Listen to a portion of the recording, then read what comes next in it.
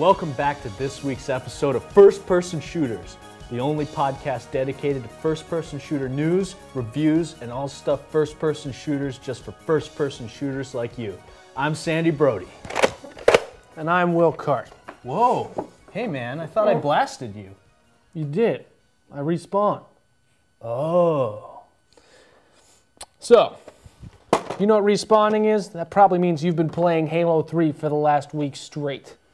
Yes, Halo 3 has exploded, and multiplayer is just insane. I've been playing multiplayer every single evening this past week. I am in love with the mongoose.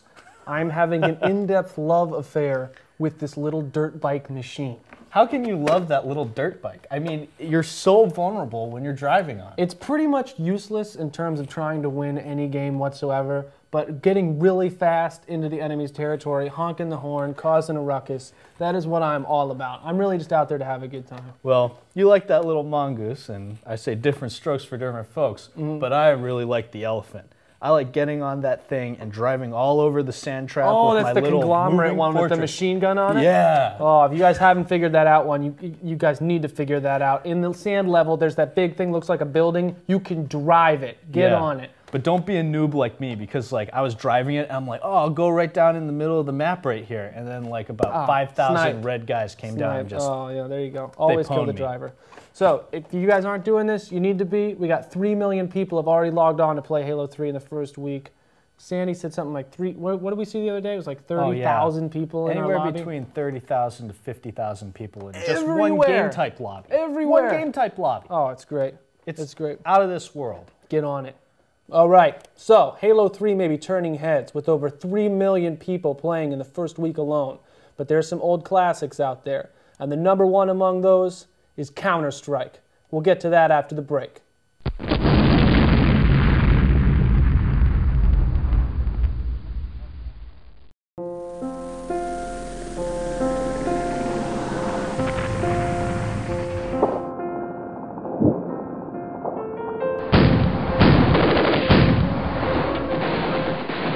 An accurate model. Where were you? I was in the burnt out market, firing an M16. That's an accurate model. How do you know? You shit in your pants and ran. Look.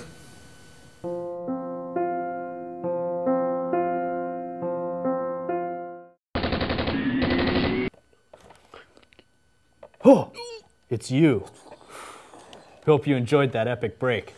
Now it's time to talk about Counterstrike. That's right, CS. One of the greatest first-person shooters of all time. So for today, it's Sandy's turn. 1-minute review of Counterstrike. Go, go, go! Well, Counterstrike is one of the best first-person online shooters I've ever played, and it is that way because of its simplicity. You go in there, you're a terrorist or a counter-terrorist, you engage each other on maps that change throughout the cycles that the server runs. Now, two of the best maps that exist are CS Ice World and CS Office. Those things have servers that run them 24 hours a day for people to play and enjoy, and I go to those quite frequently.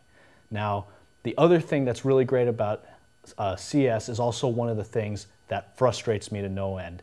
It is the tough crowd on the servers, the folks who are hacking, the folks who have the foul mouths, those 13-year-olds. There is nothing more gratifying than pwning one of those fools and then teabagging them.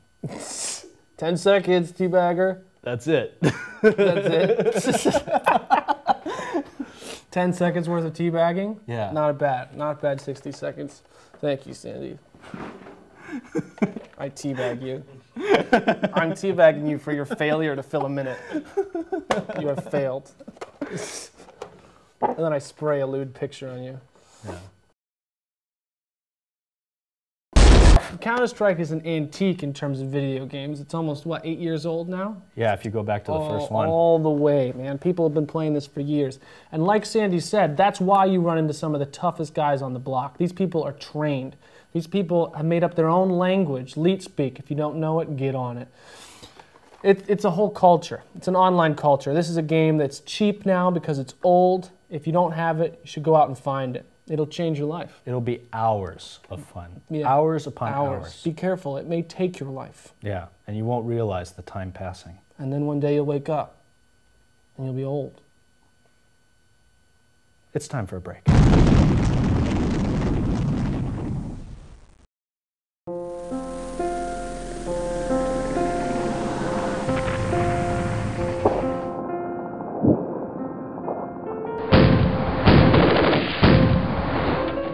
You were there? I was. And when did you realize you had prevailed? When Santa showed up armed to the teeth, many brutes ended up as coal in someone's stocking that day. Oh, Whoa. hey, welcome back. Welcome back. We hope you enjoyed that break. We don't usually fight each other all the time. I hope your break was epic. Yeah. Anyway, Counterstrike, that's our show for this week. If you don't have it, get it. It is a staple for first-person shooters. Yeah, and whether it's Counterstrike or Counterstrike Source, more power to you. There will be people playing it. Don't worry. All right. So we wanted to thank you guys sincerely from the bottom of our ruthless pwning hacksaw hearts for sending in the videos you did from last week, our first episode. They will be going up on our website within the next 2 weeks, where we will have the first edition of our top 10 frags of all time. And you can go to that website and vote. You can see it now at the bottom of your screen.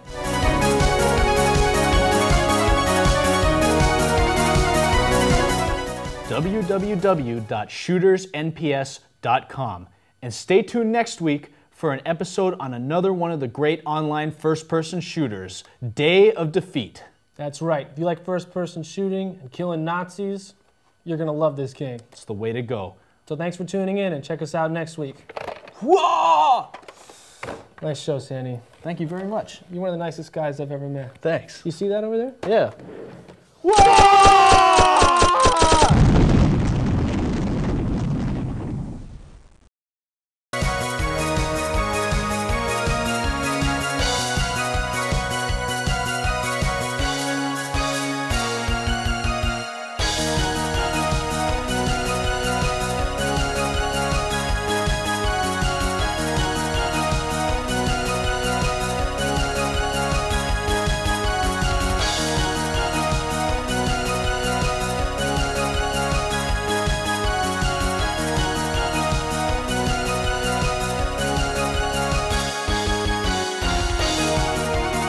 Hey man, I thought I blasted you.